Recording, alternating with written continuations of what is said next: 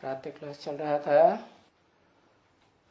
21/9/1967। सदगुरुवार को 5वें पेज के मध्यांत में बात चल रही थी कि झूठ लिखने से कितना नुकसान हो जाता है। गीता को खंडन करने से, सर्वव्यापी करने से भारत का सारा भेंट तोड़ जाता है, परंतु ड्रामा बना हुआ है। ऐसे नहीं कि अभी आते हैं बाबा सबको सदगति करने हैं तो फिर कोई सुधर जाएंगे।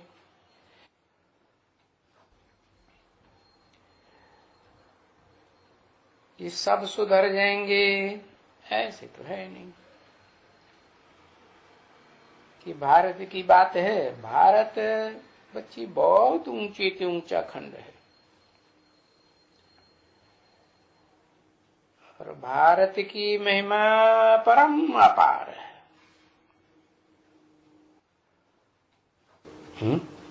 भारत की महिमा परम अपार है कि शिव बाबा की महिमा परम अपार है?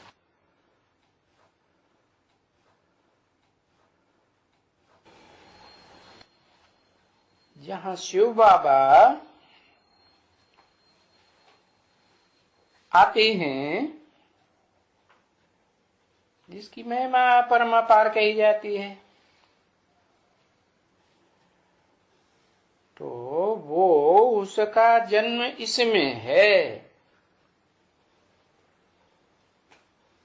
किसमें?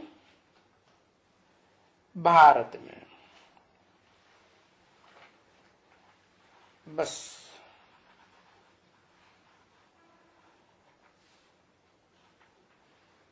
उनका कोई स्टाम्प नहीं है। किनका है? किनका स्टाम्प नहीं है? है? है? है?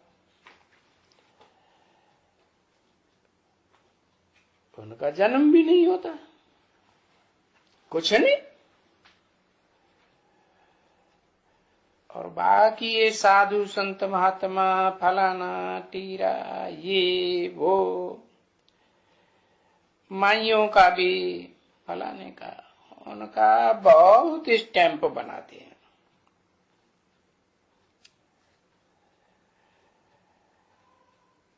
तो अभी कैसे उनको समझावें है जो इनका महत्व भी सबको मालूम पड़े। किनका महत्व है? भारत का। दुनिया में कोई को उनके महत्व का पता ही नहीं।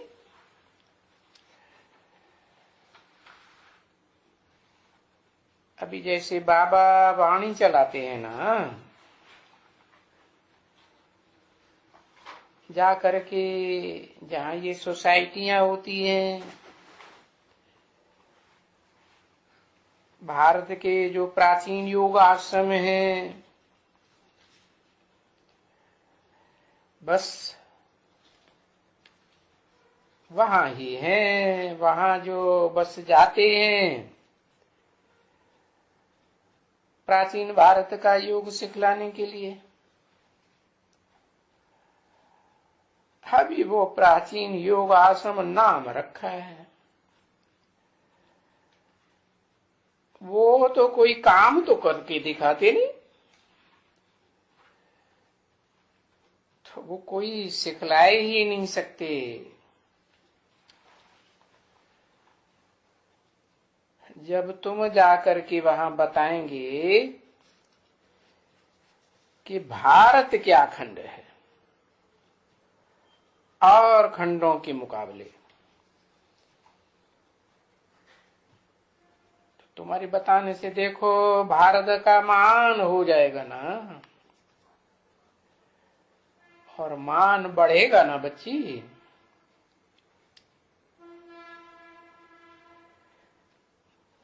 तो जानती तो है नहीं कि भारत का प्राचीन राजयोग ये भारत में ही सिखाया गया था। परंतु किसने सिखाया है? बताओ भाई, बाबा पूछते है, किसने सिखाया?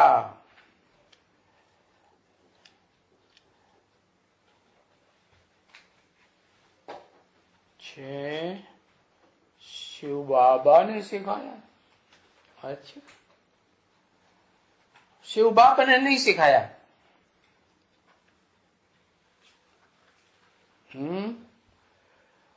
ओरिजिनल शिव बाबा ने सिखाया है।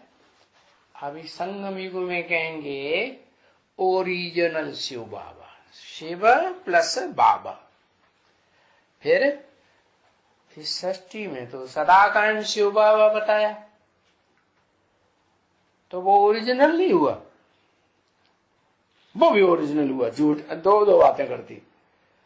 ओरिजिनल तो एक ही होता है कि दो होते हैं?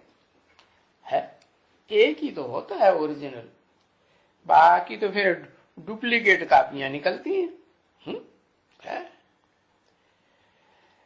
जब इब्राहिम आएगा तो बस सारी दुनिया ये समझेगी बस यही है ऊंचे से ऊंचा इस सृष्टि में, समझेगी ना?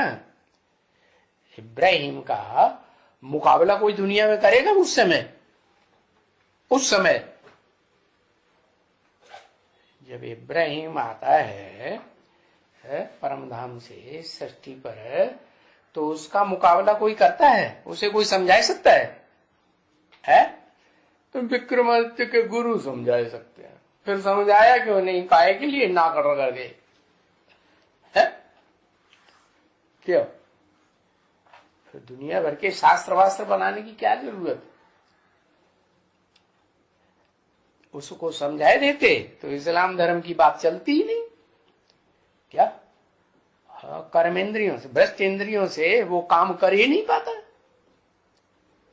समझाया है? हाँ, अरे अरब देश में भले खदेड़ा तो उससे क्या होता है? वो जो बातें हैं वो यहाँ नहीं आती, वो जो सुनाता है? तो उन बातों से प्रभावित हो गए। तो अकेले इब्राहिम की बात नहीं है, जो जो भी धर्म पिताएं जब जब आए उनका मुकाबला किसी ने इस दुनिया में किसी ने नहीं कर पाया। तो लोग क्या समझेंगे? ये भगवान ही है ना? है? तो ऋषि मुनियों ने अनुमान लगा लिया कि हाँ, ये तो भगवान ही है जो इस दुनिया में धर्म पिताएं आते हैं, अपना अपना वर्चस्व उस समय जमाते हैं, तो भगवान ही उनमें प्रवेश करता है। ये भगवान के ही अवतार होते हो। अब उन्हें ये पता नहीं है कि ये तो दूसरे धर्म स्थापन हुए हैं। क्या? उन्होंने तो अपनी मनमत मिक्स की है। भगवान ने जो सिखाया वो तो किसी को मालूम ही नहीं है। सिखलाया है ना बच्ची? है? भारत में भगवान ने सिखलाया। तो जब नाम दिया भगवान है तो किसको कहें भगवान? निराकार ज्योति बिंदु को कहें भगवान, या वो जिसमें प्रवेश करता है उसको कहें भगवान? क्योंकि भगवान तो हेवन स्थापन करता है? Supreme God father, heavenly God father, और तो कोई नहीं स्थापन करता। भले इब्राहिम, बुद्ध, क्राइस्ट वगैरह आते हैं इस सृष्टि पर और उनका मुकाबला दुनिया में कोई नहीं कर सकता, फिर भी वो कोई स्वर्ग स्थापन नहीं करते। दुनिया तो फिर भी और ही दुख की दुनिया बनती जाती है। तो कह दिया, लिख दिया शास्त्रों में, कृष्ण ने राजयोग सिखाया, और वो भी किस कृष्ण को समझ लिया है? सतयुग में इस सृष्टि के आदि में समझा कि वो कृष्ण ही था जो सतयुग के आदि में जन्म लेता है। जन्म क्या लेता है? वो तो पता नहीं कहां से आ गया, सागर में पीपल के पत्ते पर, किसी को पता चला कहां से आ गया? नहीं। तो ये सिखलाया है कि कृष्ण ने राजयोग सिखलाया। ये हठयोग बताओ, फिर ये हठयोग कब आया और कहां से आया है? फिर जबरहियन लिख दिया कि सतयुग की 16 कला संपूर्ण है बच्चे ने सिखलाया। सो भी उसको छोटा बच्चा दिखाते है? छोटा बच्चा कैसे राजयोग सिखाएगा? राजयोग से तो इंद्रियां कंट्रोल की जाती हैं, और छोटा बच्चा इंद्रियों को कंट्रोल करना कैसे जानेगा? नहीं, ये सभी सन्यासियों के हद के योग हैं। क्या? किसके? सन्यासियों के। अच्छा, तो द्वापर के आदि में सन्यासी थे क्या? है? द्वापर के आदि में तो सन्यासी नहीं थे। वो सन्यासी तो आते ही हैं जो द्वापर का अंत होता है उस समय आते हैं। अंत के समय और कलयुग से पहले आते हैं। क्या? कलयुग शुरू होने से पहले आते हैं। तो क्या ये बात सही है? उससे पहले सन्यास नहीं था? वास्तव में तो जो बौद्धि धर्म पहले आया ना, तो बौद्धियों में जब उन्होंने वो अपने रहने के लिए वो स्तूप वगैरह बनाए ना, तो उनमें सब बौद्धि स्त्रियां पुरुष इकट्ठे रहने लगे। वहीं से भी विचार फैल गया। फिर वो कहीं छुपता तो है नहीं। वो जब पता चला तो बस उनको वैराग आ गया। बस वहीं से ही सन्यास शुरू हो गया था।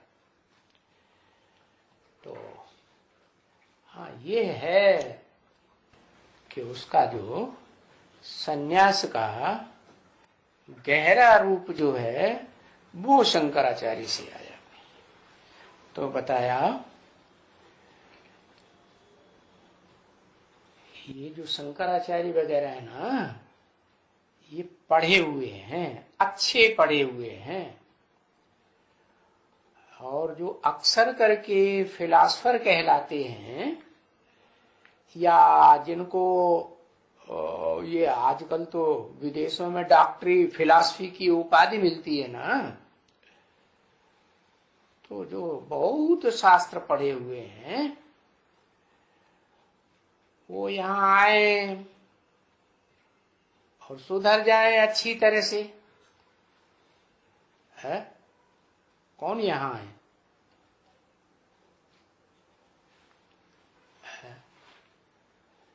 यहाँ भारत के शंकराचार्य ने तो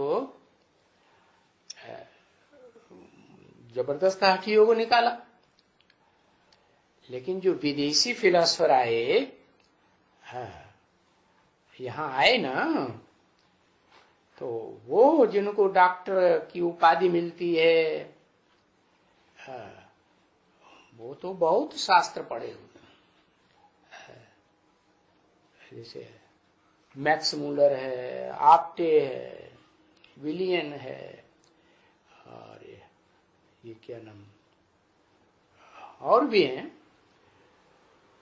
तो उन्होंने तो बहुत शास्त्रों का अध्ययन किया, और वो अगर आए यहां कहें कि मैंने तो सभी शास्त्र पढ़े हुए हैं, परंतु नहीं, उन्होंने भले पढ़े हैं, लेकिन बाप जो पढ़ाते हैं वो ही राइट है? बाकी पढ़े हुए ये सब रंग है। और भारत की आकर के बतावे, वो जो सबका लिटरेचर पढ़ा हुआ है, शास्त्र वकारों का बनाया हुआ है, वो जब यहाँ आवे तो उनको पता चले कि सबका लिबरेटर कौन है और गाइड कौन है, उनका जन्म होता है। ये बात उनकी बुद्धि में बैठे तो बस वो उनके ही बात मानेंगे। तो तीर्थ हुआ ना बड़े से बड़ा। तीर्थ माने, तीर माने किनारा, था माने स्थान, एक ठिकाने लगाने का स्थान। अभी तो अनेक धर्म फैले हुए हैं। कोई कहते हैं काबा में जाओ तो तुम किनारे के स्थान में लगेंगे, कोई कहते हैं न यरूशलेम में जाओ, कोई कहते हैं, भारतवासी तो कहते हैं ढेर सारी जगह बता दी, बद्रीनाथ जाओ, है जगन्नाथ जाओ, जाने क्या क्या बताई दिए। तो असली तीर्थ तो बाप आकर के बताते हैं। क्या क्या हुआ बड़े से बड़ा तीर्थ है? कहाँ जाना है? बड़े से बड़ा तीर्थ हुआ ये भारत। हाँ, तो वो तो मंदिर तो चला गया। क्या जब ये तीर्थ का पता चले तो वो जो जड़ मंदिर बनाए हुए हैं, उनमें जड़ मूर्तियां रखी हुई हैं, वो सब हिलने लग पड़ेंगे। फिर भी तो है, स्थान का भी तो महत्व होता है ना।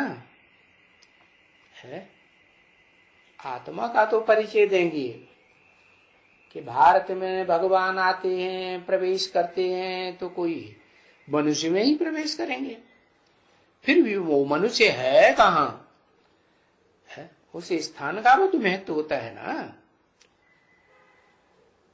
तो जहां सोमनाथ का मंदिर है उज्जैन में, लो कहा बता दिया, माने ऊपर। जैन है, जैन माने जैन होते हैं ना जिनको फॉलो करने वाले। जिन शब्द बनता है जित से, जिसने इंद्रियों को जीता, तो उसकी यादगार में उन्होंने वो उज्जैन बना दिया जैनियों ने। बाबा को उज्जैन याद आया। अब वास्तव में सोमनाथ मंदिर कहाँ है? सोमनाथ मंदिर तो गुजरात में है। उज्जैन तो इलाका है, स्थान है, और वो गांव है जहां सोमनाथ बना। वो भूल गए। क्या? कौन भूल गए? बाबा भूल गए। मुरली में शिव बाबा ने खुद ही सुधार दिया। वो भूल गए बाबा कि जहां वो मंदिर है सोमनाथ का, वो उज्जैन में थोड़ा ही है?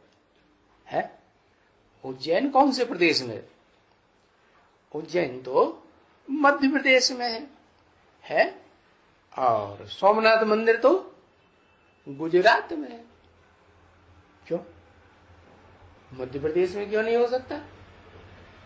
अरे वो तो मध्य माने बीच का प्रदेश हो गया। अब जो बीच में लटका हुआ है वो कोई वो पहुंचा हुआ कहेंगे क्या? नहीं, तो गुजरात में है।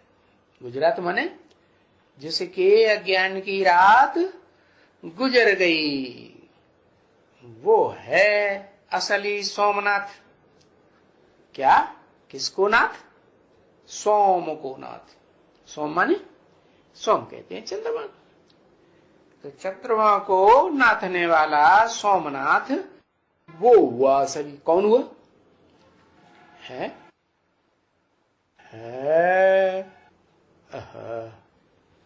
अभी ने बताया। उसको कहेंगे भारत। क्या उसका नाम पड़ता? भारत। शंकर पुरुषार्थी का नाम है, अधूरे का नाम है, यह संपूर्ण का नाम है। तो पुरुषार्थी है ना। और मिक्स पार्ट है कि कोई पर्टिकुलर है मिक्स है। तो जिसके अज्ञान की रात गुजर गई, गुजरात गुजर गई है। इसका मतलब पहले ज्ञानी था या अज्ञानी? पहले अज्ञानी था ना, बाद में रात गुजर गई ना। कब गुजर गई?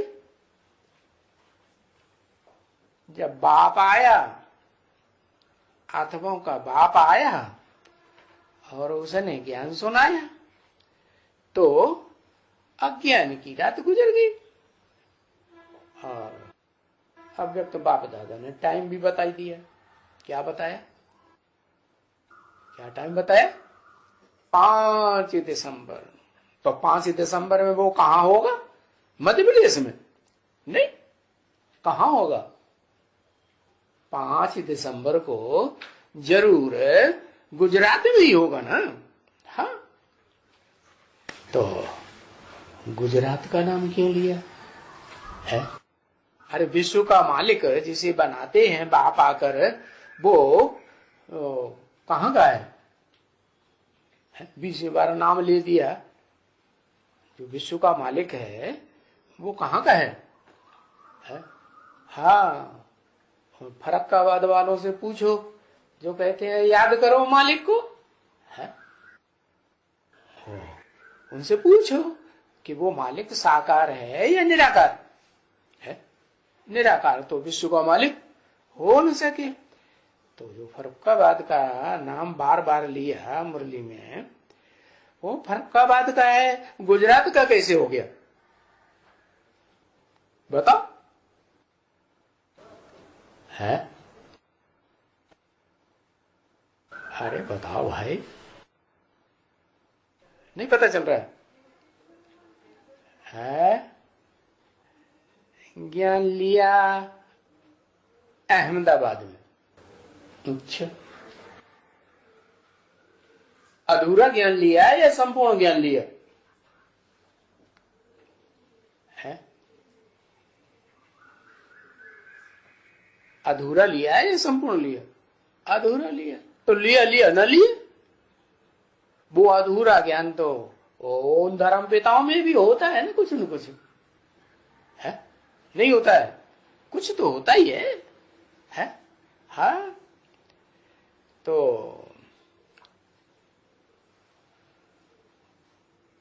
गुजरात में यादगार क्यों बनी है?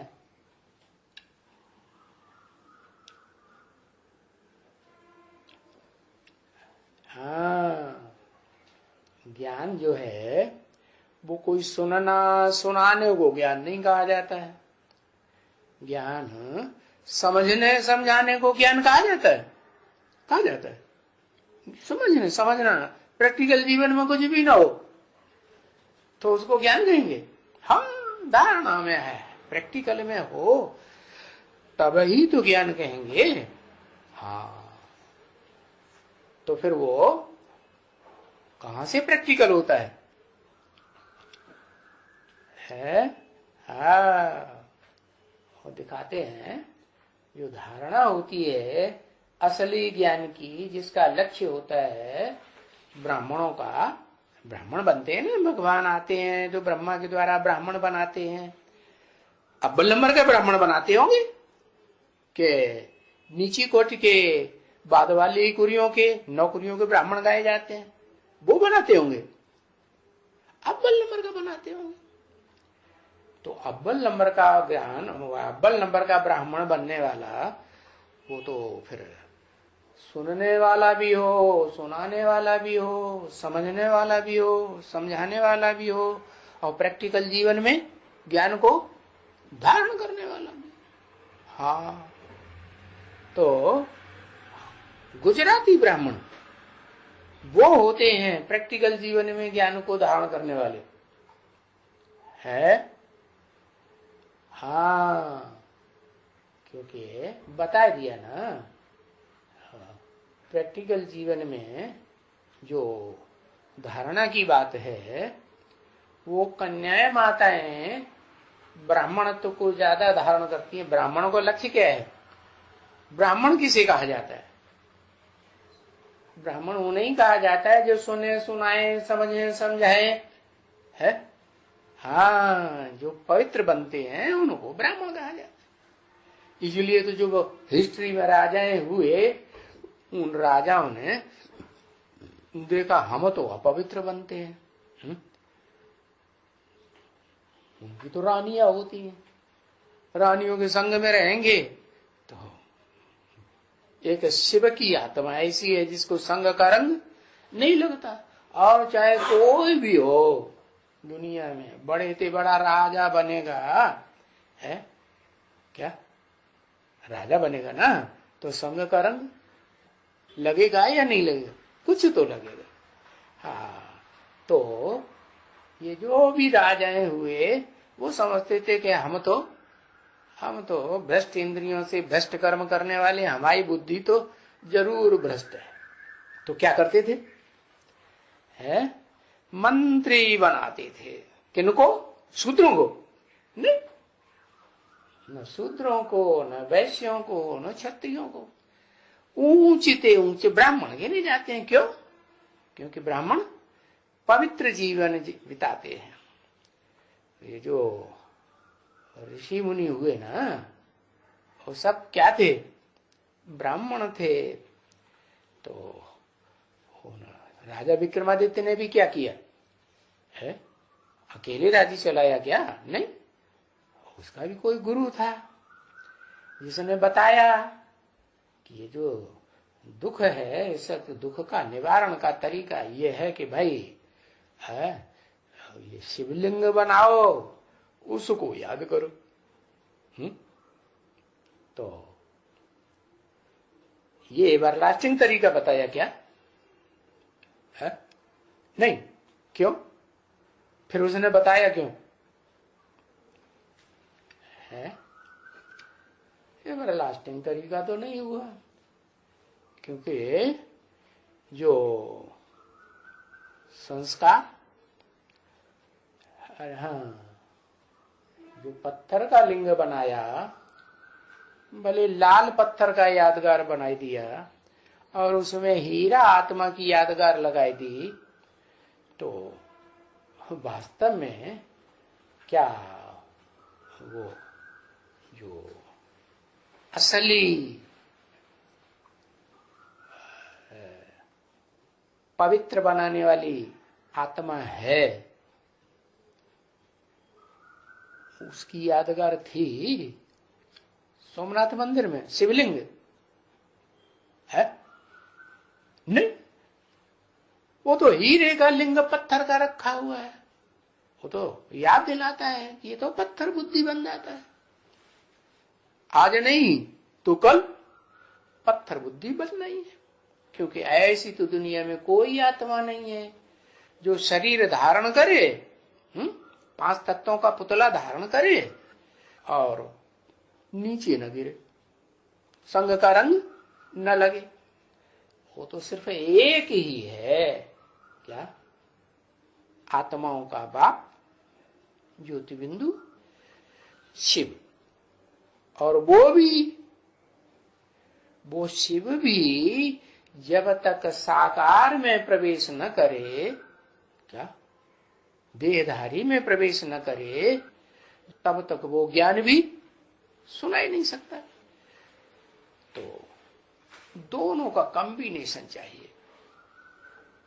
तो ज्ञान तो सुनाया, ज्ञान सुनाया क्या?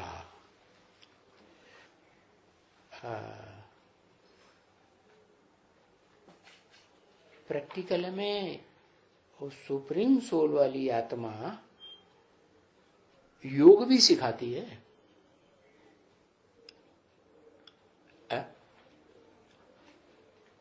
नहीं सिखाते, क्यों? वो त्रिकालदर्शी है तो क्या नहीं कर सकती है?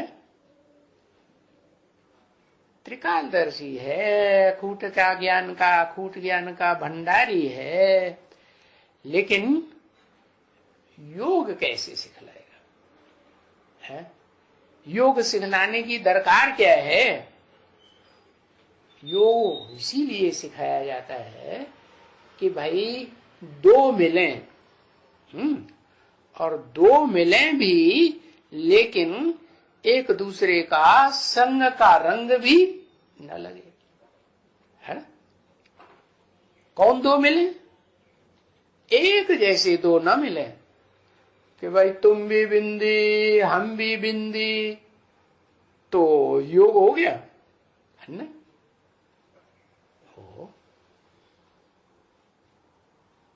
एक जैसे नहीं होना चाहिए, नहीं तो फिर मिलने की दरकार ही क्या है? मिलने की दरकार है नहीं। तो जो हमारे पास नहीं वो तुम्हारे पास है, तुम्हारे पास नहीं वो हमारे पास, तो भाई एग्रीमेंट कर लो, क्या? एग्रीमेंट कर लो, और जिसमें प्रवेश करता है उसको वो अखूट ज्ञान का भंडार देता तो है, लेकिन वो अकेला कुछ भी नहीं कर सकता। जिसको अखूट ज्ञान का भंडार मिला वो अकेला योगी बन सकता है? नहीं। क्यों नहीं बन सकता है? शिव के साथ योग लगाता है ना, निराकार को याद नहीं कर सकता, बिंदु आत्मा को याद नहीं कर सकता है? याद तो कर सकता है। फिर तुम कर सकते हो कि नहीं? कोई कर सकता है कि नहीं? अरे 500-700 करोड़ मनुष्य आत्माएं, कोई निराकार को याद करके है काम संपन्न कर सकता है? क्यों नहीं कर सकता? हाँ, क्योंकि साकार में आए वो तो ठीक है, वो निराकार साकार में आया, लेकिन जिस साकार में आया और उसका नाम तो दे दिया परम ब्रह्म, क्या? तो नाम देने से क्या प्रैक्टिकल काम हो जाएगा? अम्मा हो गई है? नाम दे दिया तुमने। जैसे कि भक्ति मार्ग में मूर्ति बनाते हैं, नाम देते हैं श्री कृष्ण जी महाराज, क्या मंदिर में हम जाएं दर्शन करें आए, तो क्या हो गया? नहीं, वो तो नहीं हो गया। ब्रह्मा तो तभी कहा जाएगा जब क्या मां के रूप में प्रैक्टिकल में पार्ट बजाने वाली आत्मा इस सृष्टि पर हो। क्या कोई आत्मा इस सृष्टि पर हो सकती है ऐसी पहले कि जो बाप बीज डाले और वो मां धरणी का काम करे? धरणी में बीज डाला जाता है ना, तो फिर वो बीज बड़ा वृक्ष बाद में बनता है कि नहीं? पहले छोटा निकलता है पौधा, तो धरणी माता से निकलता है या जिसने किसान ने बीज डाला उसमें से निकल सकता है? निकलेगा? नहीं निकलेगा। तो ऐसे ही है शिव ज्योति बिंदु जो है वो प्रैक्टिकल में इस षष्ठी में बाप भी नहीं कहा जा सकता है। क्यों? आत्मा जब तक शरीर न धारण करे, कोई की भी आत्मा, मनुष्य हो, देवता हो, राक्षस हो, पशु पक्षी हो, कीड़े मकोड़े हो, जब तक उनकी आत्मा देह को धारण नहीं करेगी तब तक क्या सृजन कार्य प्रैक्टिकल में नहीं हो सकता। तो शिव जिसमें प्रवेश करता है उसे ज्ञान तो सारा हुआ, और ज्ञान जिनको देता है सन्मुख बैठ करके जो सुनते हैं, तो वो भी आत्माएं कैसी बनती है? निराकार से क्या बनेंगे? निराकार से क्या बनेंगे? निराकारी बनेंगे। तो वो सब जो सामने बैठ करके सन्मुख बैठ करके सुनने वाले होते हैं और लंबे समय तक सुनते हैं, अरे भाई हाँ कैसे एक चलेगा है? हाँ हाँ हाँ हाँ ठीक है। तो ये काम प्रैक्टिकल में होने के लिए शरीर जरूर चाहिए। तो शिव ने तो अपना काम कर लिया, शरीर में प्रवेश कर गया। भूत प्रेत भी जैसे प्रवेश कर जाते हैं, चलो उनका प्रवेश करने का तरीका तुरीय है, भूत प्रेतों जैसा नहीं है, स्पेशल है, दिव्य जन्म कहा जाता है। तो भी अपना काम तो कर ही लिया। जो अपने पास बीज है क्या ज्ञान का, निराकार बीज है कि साकार? निराकार बीज है, वो तो डाल दिया। लेकिन सृष्टि साकार है या निराकार है? सृष्टि तो साकार है। साकार सृष्टि में साकार सृजन करने के लिए बीज भी साकार चाहिए या निराकार आत्मा ज्ञान का बीज चाहिए? कैसा चाहिए? साकार चाहिए। तो जिसमें प्रवेश किया वो ज्ञान का बीज तो धारण किया, और उस ज्ञान के बीज को जो सन्मुख बैठ के जिन्होंने समझा सुना उन्होंने भी धारण किया, वो भी वो निराकारी स्टेज की नंबरवार आत्माएं बनती है। बनती है कि नहीं? बनती है। परंतु अब शिव बाप ने जिसमें प्रवेश किया और मुकर्रर रूप से प्रवेश करके वो अखूट ज्ञान का भंडार का बीज डाल दिया। ठीक है, डाल तो दिया, लेकिन जो जिसमें डाला वो इस मनुष्य सृष्टि का साकार है या सिर्फ निराकार है? उसको तो अपनी निराकार आत्मा भी है और साकार शरीर भी है। तो अब वो क्या करे? सृष्टि, नई सृष्टि बनाने के लिए कैसे बनेगी? है मां का आधार ले। हाँ, मां का मतलब क्या है? मां का मतलब एंटी सेक्स। तो रुद्रमाला में क्या एंटी सेक्स नहीं होते हैं? है? होते हैं या नहीं होते हैं? है? नहीं होते। पुरुष संस्कार होते हैं जन्म जन्मांतर के। क्या रुद्रमाला में आत्मा है ना, तो वो निराकार बाप से वो निराकारी ज्ञान का बीज लेती हैं, तो वो निराकारी आत्माएं हैं।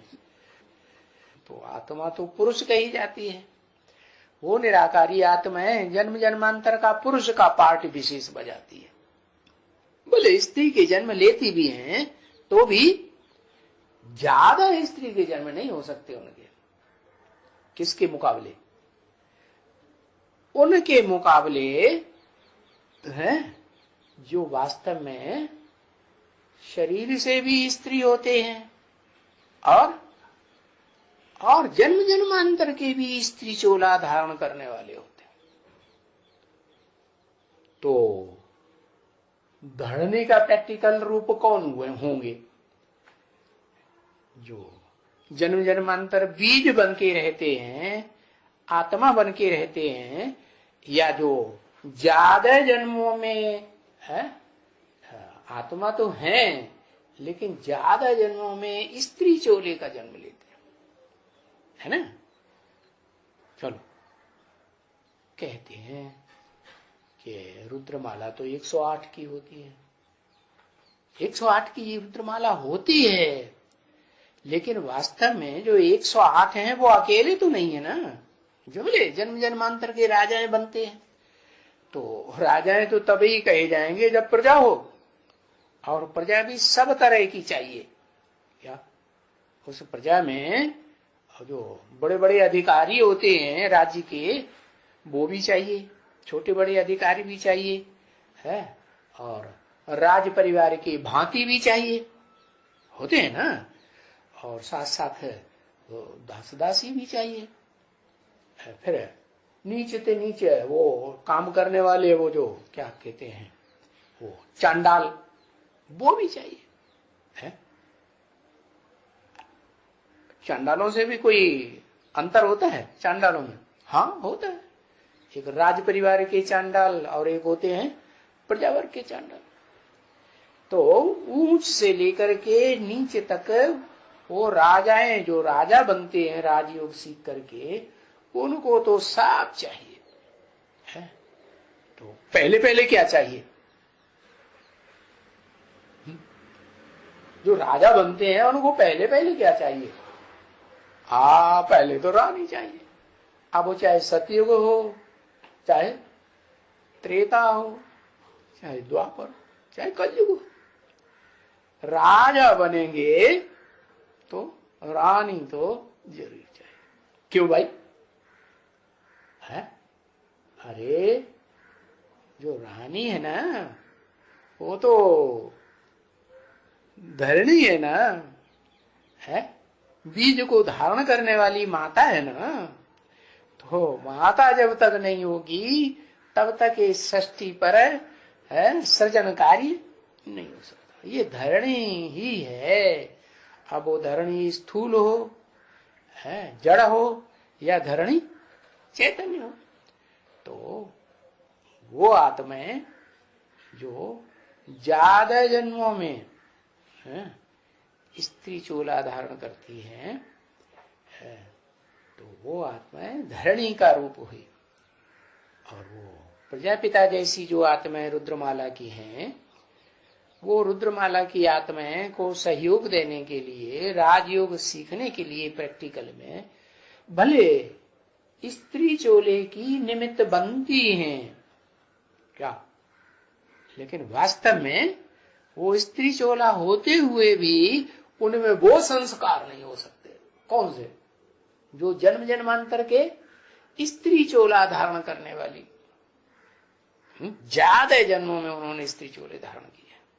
जैसे रुद्रमाला में मुखिया कौन हुआ? कहें रुद्रमाला में मुखिया हुआ महारुद्र, उसका असिस्टेंट रुद्र है। लेकिन कहते हैं ना, जैसे एमडी मैनेजिंग डायरेक्टर, फिर उससे नीचे कोई असिस्टेंट डायरेक्टर, तो ऐसे ही ये ऊंचते ऊंच रुद्रमाला में हुआ महारुद्र, उसके नीचे रुद्र। और जो रुद्र है रौद्र रूप प्रैक्टिकल में धारण करने वाला, जो सारे संसार का विनाश करने का निमित्त बन जाता है। उसका गायन भी है क्या? ब्रह्मा द्वारा, ऊंचे देवता हैं, ब्रह्मा द्वारा स्थापना, विष्णु द्वारा पालना और डिस्ट्रक्शन शंकर द्वारा विनाश। तो वो बाप तो है बीज रूप आत्माओं का, जन्म मरण में आने वाली, चक्कर में आने वाली आत्माओं का बाप है। लेकिन क्या ये साकार सृष्टि तैयार कर सकता है? और साकार सृष्टि में जन्म जन्मांतर के राजाएं तैयार कर सकता है? क्यों नहीं कर सकता है? वो ऊपर वाला है तब कर सकता है,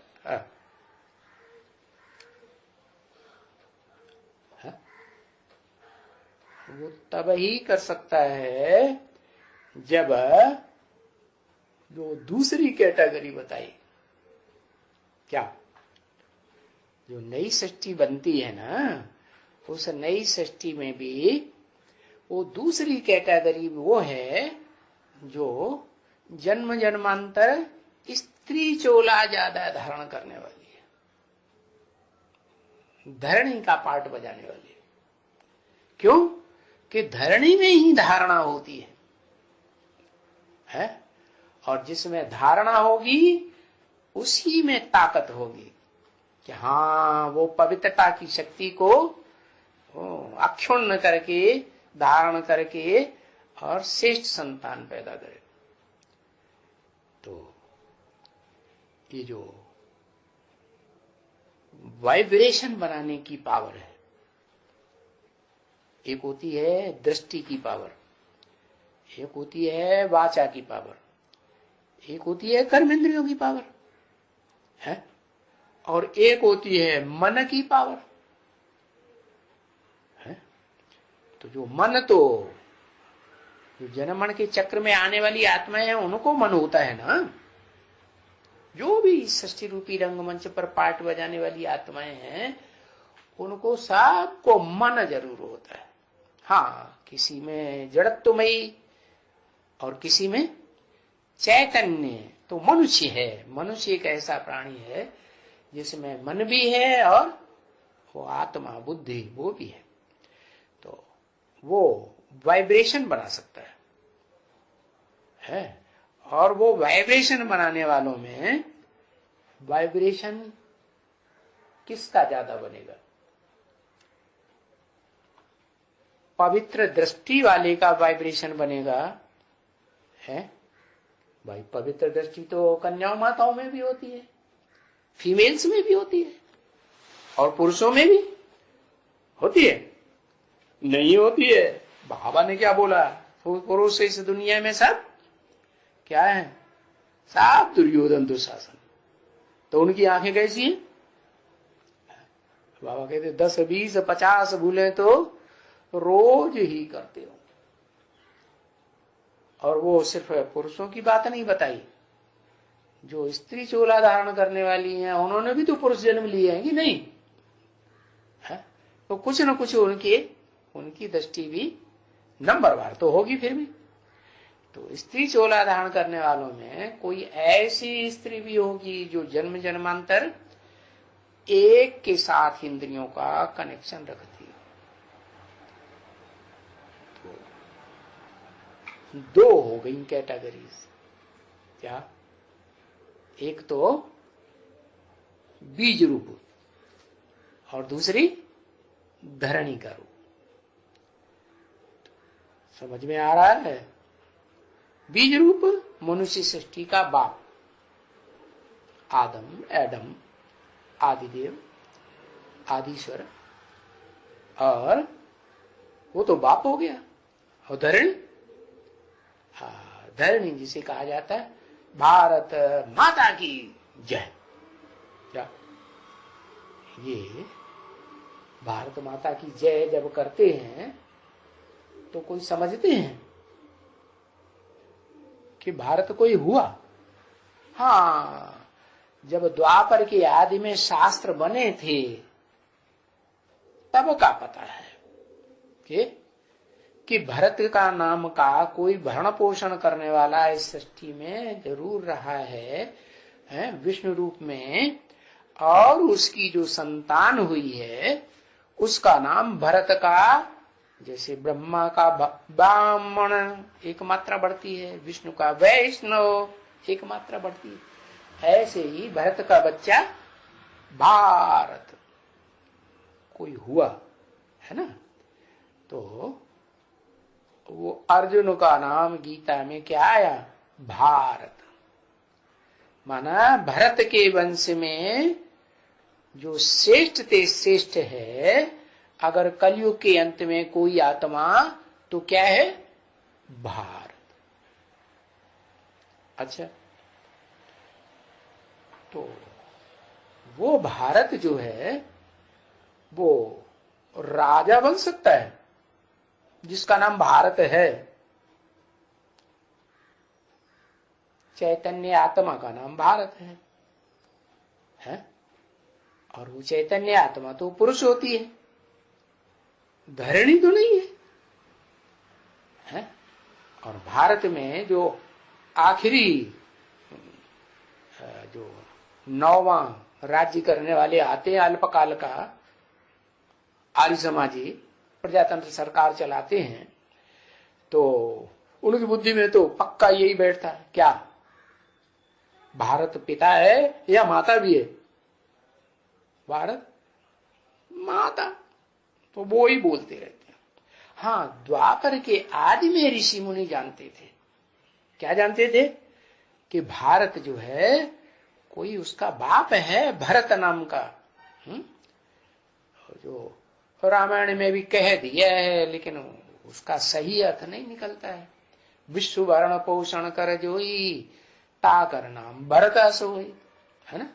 और तुलसीदास जी कलयुग में आके भूल गए, तमो प्रधान कलयुग है ना, तो ये भूल गए जिसका राम के हैं छोटे एल्डर ब्रदर है ना, छोटा वाला, तो उसका नाम भरत रख दिया। तो वो भरत जो है वो कोई विष्णु थोड़ा ही है?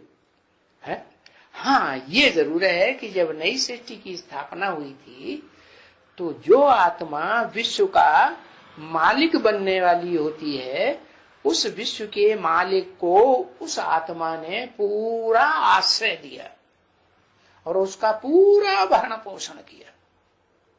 क्या? खाने से, पीने से, मकान से, कपड़ों से, पैसे से पूरा भरण पोषण किया आदि में।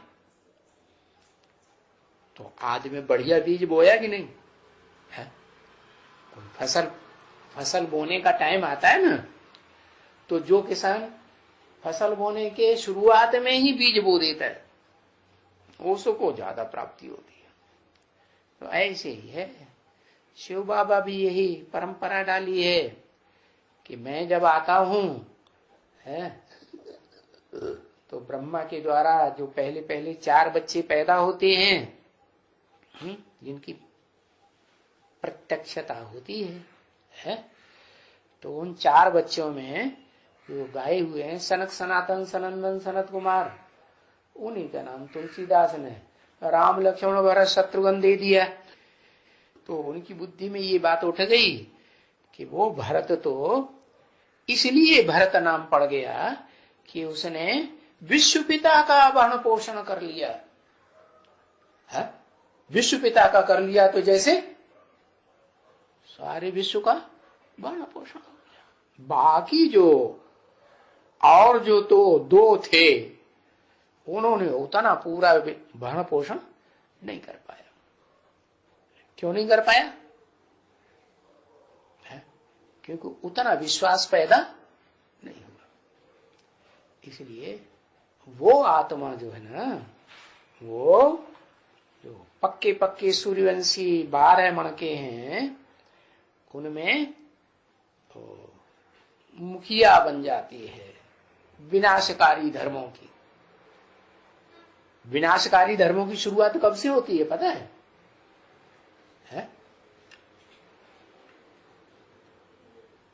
हाँ, द्वापर युग से शुरुआत होती है। द्वैतवाद फैला देते हैं ना देवताएं, तो अद्वैत होते हैं, उनके तो द्वैतवाद फैलाने की बात ही नहीं। वो तो एक को मानते हैं, एक राजा, एक धर्म है, एक कुल, एक भाषा।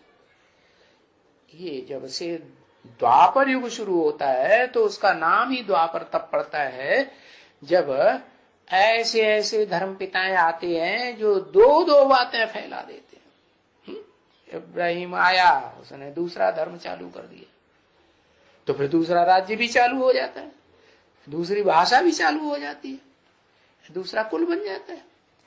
ओ फिर उसी द्वापर युग में बुद्ध आए, उन्होंने भी अपना तीसरा धर्म शुरू कर दिया।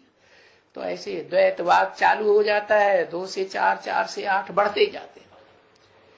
तो वो जो द्वैतवाद है उसके कारण वो जो सृष्टि है वो तेजी से नीचे गिरती है। क्या एका तो रहता नहीं है, एका नहीं रहता है तो एक दूसरे की मारामारी शुरू कर देते हैं। अब मारामारी करेंगे, हिंसा करेंगे तो विनाश होगा कि नहीं होगा? हिंसा से तो विनाश ही होता है। तो यही बताया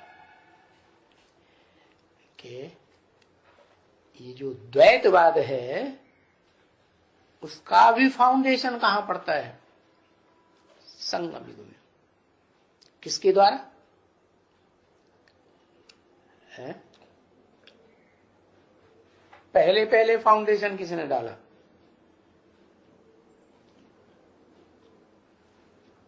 है लो दादा लेकर डाला, वो बीज रूप आत्मा है, वो फाउंडेशन डालेगी। हर चीज का फाउंडेशन जो है वो बीज के द्वारा पड़ता है कि जड़ों के द्वारा पड़ता है? जगदम्बा डालती है। ओहो, जगदम्बा कैसे डालेगी? हर चीज का फाउंडेशन है ना। हर परंपरा की शुरुआत कहां से होती है? कौन है डालने वाला? है प्रजापिता। अच्छा, शिव को उड़ाई दिया। शिव परंपरा शुरू नहीं करता है? हाँ, शिव ने ये परंपरा शुरू की। क्या क्या परंपरा है? क्या परंपरा? कि जो बड़ा बच्चा है वो तो प्रजापिता है ही, और वो प्रजापिता भी लास्ट में जो पार्ट बजाता है, फर्स्ट में नहीं। तो बाप का जो लक्ष्य है वो लक्ष्य पूरा करने का पार्ट बजाता है कि अपनी मनमानी कर लेता है। बताओ क्या करता है?